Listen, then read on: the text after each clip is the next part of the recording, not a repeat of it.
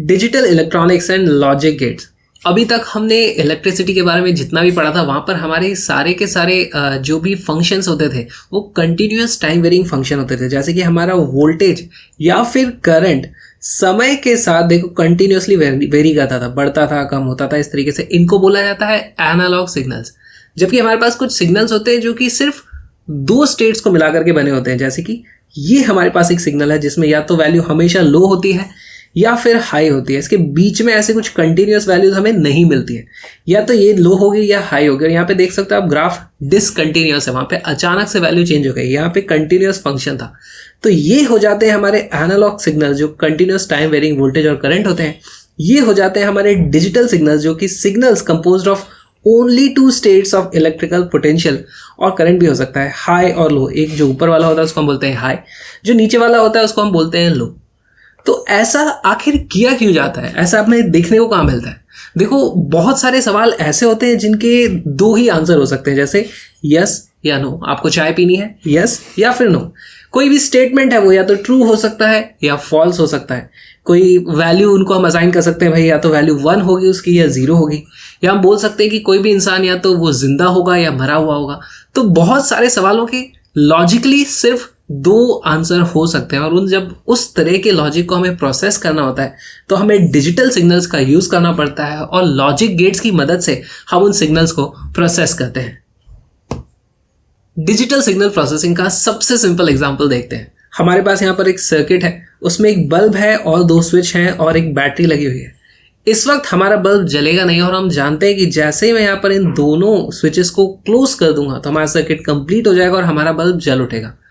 यहाँ पर अगर हमें सिग्नल्स की टर्म में बात करनी है तो पहले हम इन दोनों स्विचेस को एक इनपुट स्टेट डिफाइन कर सकते हैं। जैसे जिस वक्त ये सर्किट ओपन है, स्विच ओपन है, उस वक्त हम बोल देंगे इसकी वैल्यू है 0। जिस वक्त ये क्लोज हो जाएगा उसको हम बोल देंगे उसकी वैल्यू है 1। इसी तरीके से जब ये स्विच S2 ओपन होगा तो हम इसको बोल देते हैं ये 0 है। जिस वक्त ये क्लोज हो जाएगा उसको हम बोल देंगे इसकी वैल्यू 1 है। अब डिपेंडिंग अपॉन दोनों स्विचेस की वैल्यू या तो 0 होगी या 1 होगी, उसके हिसाब से हमारा बल्ब या तो जलेगा या नहीं जलेगा। दो ही आंसर हो सकते हैं। तो बल्ब को भी हम बोल देंगे अगर वो बुझा हुआ है तो वो 0 है, अगर वो जल रहा है तो वो है 1। तो इसके हम कुछ केसेस बना सकते हैं। देखो, अब या तो ये बंद होगा, ये चालू होगा। यहाँ पर बहुत सारे केसेस नहीं बन सकते, हमारे पास गिनती के 4 केसेस बनते हैं। पहला केस, दोनों ही स्विच हमारे ओपन है, उस वाले केस में हमारा बल्ब जो है वो होगा ऑफ।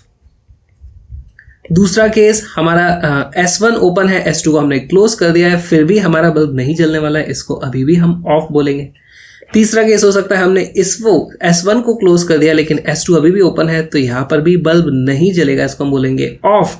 और चौथा केस हो जाएगा जिसमें दोनों को हमने यहाँ पर क्लोज कर दिया है, उस केस में हमारा बल्ब जल उठेगा और हमारे पास यहाँ पर वैल्यू आ जाएगी कि बल्ब अब ऑन हो गया है। लेकिन यहाँ पर इस तरीके से हमें वर्ड्स नहीं लिखने, हम इनको कुछ न्यूमेरिक वैल्यूज असाइन कर देते हैं, जैसे 0 और 1 हमारे बाइनरी जो वैल्यूज होती है। तो यहाँ पर हम लिख देंगे कि या तो हमारे पास जो केस होंगे, देखो दोनों अगर हमारे स्विच ऑफ हैं या फिर ओपन है तो हम उसको 0 लिख देंगे। फिर हमने B को क्लोज कर दिया तो देखो एक की वैल्यू 1 हो गई। फिर हमने दूसरे वाले को क्लोज किया, इस वाले को ओपन रखा, और फिर दोनों को क्लोज कर दिया। तो ये हमारी कुछ सिचुएशंस हैं, सिचुएशंस के कॉम्बिनेशंस है, उसके हिसाब से हमारा बल्ब किस तरीके से रिएक्ट करता है। देखो, हमने देखा था बल्ब शुरू के 3 केसेस में ऑफ रहता है, लेकिन चौथे केस में जिस वक्त हमारे दोनों स्विच क्लोज हैं उस वक्त ये ऑन हो जाता है। तो ये एक तरीके से इसको बोला जाएगा कि ये इसकी ट्रुथ टेबल है, जहाँ पर हमने सभी सिचुएशंस को कुछ वैल्यूज असाइन करके उसके हिसाब से देख लिया है कि क्या लॉजिक बन रहा है। यहाँ पर एक लॉजिक भी होता है कि जब ये दोनों ही ऑन होंगे उस वक्त हमारा बल्ब जल जाएगा। तो इस लॉजिक को बोला जाता है एंड गेट। एंड एक लॉजिक गेट हो जाएगा। तो हम यहाँ पर लिख सकते हैं, देखो y यानी कि जो हमारा आउटपुट है, इस केस में हमारा वो था bulb, is equal to A and B। तो A यानी कि हमारा स्विच S1 को मान लो हमने A बोल दिया है, B बोल दिया हमने S2 को। तो जब A एंड B दोनों एक साथ जलेंगे तब हमारे पास यहाँ पर बल्ब की वैल्यू 1 आ जाएगी। ओके, यहाँ पर हमें नंबर्स तो दिख रहे हैं लेकिन इनको हम रेगुलर नंबर्स की तरह नहीं ट्रीट करते हैं, ये बूलियंस है हमारे। और इसको लिखने का, देखो ये तो उसका नाम है एंड, लेकिन इसको लिखने का जो तरीका होता है उसको हम इस तरीके से लिखते हैं y is equal to A dot b, ये मल्टीप्लिकेशन में देखो इसमें से किसी की भी वैल्यू 0 हो जाती है तो इसकी वैल्यू 0 आ जाएगी। अगर यहाँ पर दोनों की वैल्यू 1 होगी तभी y की वैल्यू भी 1 आएगी। यहाँ पर देखो दोनों की वैल्यू 1 है तभी यहाँ पर वैल्यू 1 आएगी। लॉजिक गेट्स को हम डायग्राम के तरीके से भी दिखाते हैं और यहाँ पर जो एंड गेट है उसको इस तरीके से दिखाया जाता है। जैसे हमारे पास इनपुट है a और b, ठीक है, a और b की कुछ भी वैल्यू हो सकती है, इसकी वैल्यू 0 भी हो सकती है, 1 भी हो सकती है, इसकी वैल्यू 0 भी हो सकती है, इसकी 1 भी हो सकती है। फिर हमने लगा दिया है ये एंड गेट। इस गेट में इस 0 और 1 यानी a और b के सिग्नल को प्रोसेस किया जाएगा और हमें कुछ आउटपुट मिलेगा, यानी कि बल्ब चालू है या 1, उसकी भी वैल्यू 0 या 1 ही होंगी। अब इन इनपुट में और इस आउटपुट में जो रिलेशन है वो हो जाता है y is equal to a dot b, या फिर a एंड b इसको हम बोलेंगे। तो यही हो जाता है हमारा एंड गेट। इसी तरीके से हमारे पास एक और गेट भी होता है। अब और गेट को देखते हैं। और गेट, यहाँ पर नाम में देख के हमें पता चल रहा है या तो हमारा स्विच S1 क्लोज रहे या फिर और S2 क्लोज रहे। इन दोनों में से एक भी क्लोज रहेगा तो हमारा बल्ब जल उठेगा।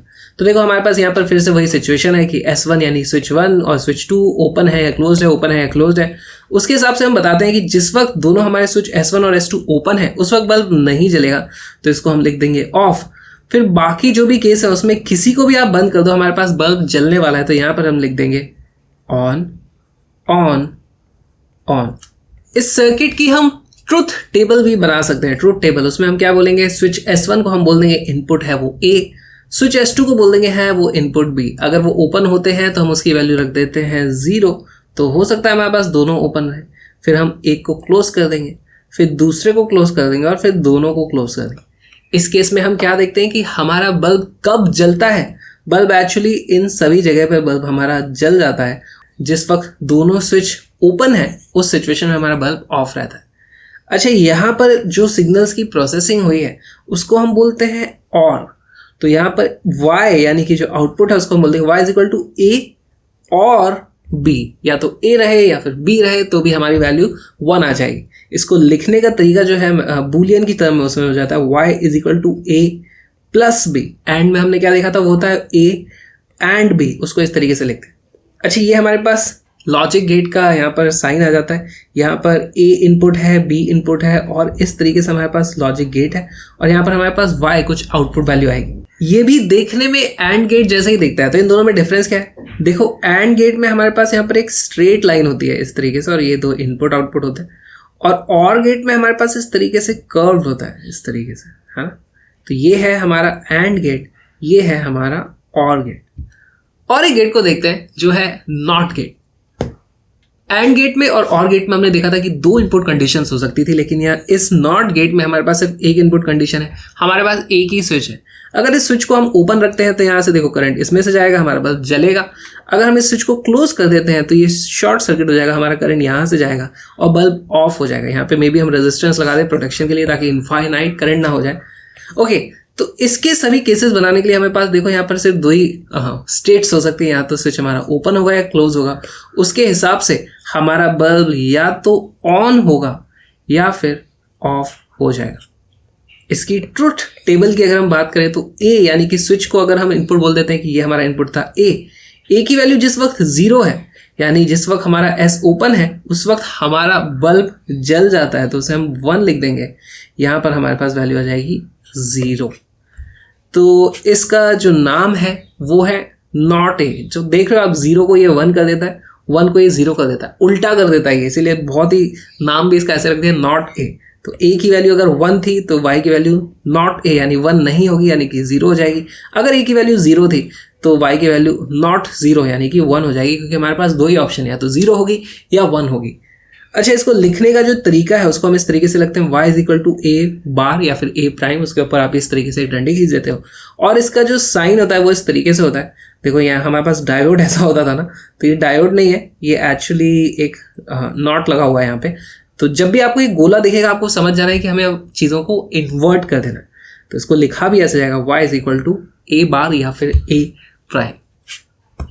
Logic gate is an electrical circuit which follows a certain logical relation between input and output voltages. हमने देखा था कि किस तरीके से एंड गेट और नॉट गेट कुछ इनपुट लेते हैं वैल्यूज और फिर कुछ प्रोसेसिंग होती है उनके बीच में, और कैसे होती है वो हमें अभी जानने की जरूरत नहीं है, लेकिन हमें फिर कुछ आउटपुट मिल जाता है जो कि वो भी 0 और 1 में होता है। यहाँ पर भी 0 और 1 में हमारे पास कुछ इनपुट्स होते हैं 0 1 0 1, और उसके हिसाब से हमें कुछ आउटपुट वैल्यूज मिलती है। यहाँ पर हम डिजिटल तरीके से यानी 0 और 1 के हिसाब से कुछ लॉजिकल रिलेशन डिस्कस कर रहे हैं। यहाँ पर फ्लो ऑफ इंफॉर्मेशन होता है वोल्टेजेस में, जो कि लो और हाई हो सकती है स्टेट, जिसमें लो स्टेट को हम बोलते हैं 0, हाई स्टेट को हम बोल देते हैं 1।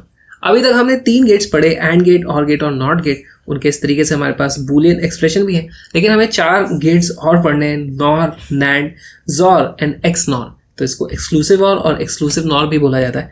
इनके बारे में पढ़ते हैं अगले वीडियोस में। मुझसे फिजिक्स लाइव पढ़ोगे तो आ जाओ बॉम्ब फिजिक्स पर, जहां पर मेरी फ्री लाइव क्लासेस होती हैं। उन लाइव क्लासेस को अटेंड करने के लिए आप इस लिंक को जाकर के विजिट कर सकते हो, और मेरी सारी की सारी फ्री लाइव क्लासेस होती हैं अनअकैडमी लर्निंग ऐप पर, जहां पर और भी बहुत सारी चीज़ें आप एक्सेस कर सकते हो अगर आपके पास प्लस सब्सक्रिप्शन है या फिर आइकॉनिक सब्सक्रिप्शन है। प्लस सब्सक्रिप्शन में आपको काफ़ी सारे कोर्सेज और बैचेस मिलते हैं। हर महीने टॉप फैकल्टी नए नए बैचेस लॉन्च करती रहती है। वहाँ पे डेली लाइव क्लासेस होती हैं, बहुत सारे टेस्ट और क्विज होते हैं, आप अपने डाउट्स भी वहाँ पे पूछ सकते हो, आपको मिलता है एक पर्सनलाइज्ड डैशबोर्ड। तो आ जाओ प्लस सब्सक्रिप्शन पे या फिर आइकॉनिक सब्सक्रिप्शन पे, क्योंकि वहाँ पे आपको पर्सनलाइज्ड मेंटोरशिप भी मिलती है, और आप मेरा कोड विक्रांत यूज़ कर सकते हो, जिससे आपको मिलता है मैक्सिमम पॉसिबल डिस्काउंट, और आप अपना एक फ्री प्लान भी अनलॉक कर सकते हो मेरा ही कोड विक्रांत यूज़ करके। तो आज ही अनअकैडमी लर्निंग ऐप को डाउनलोड करो और आ जाओ, मिलते हैं लाइव क्लास में।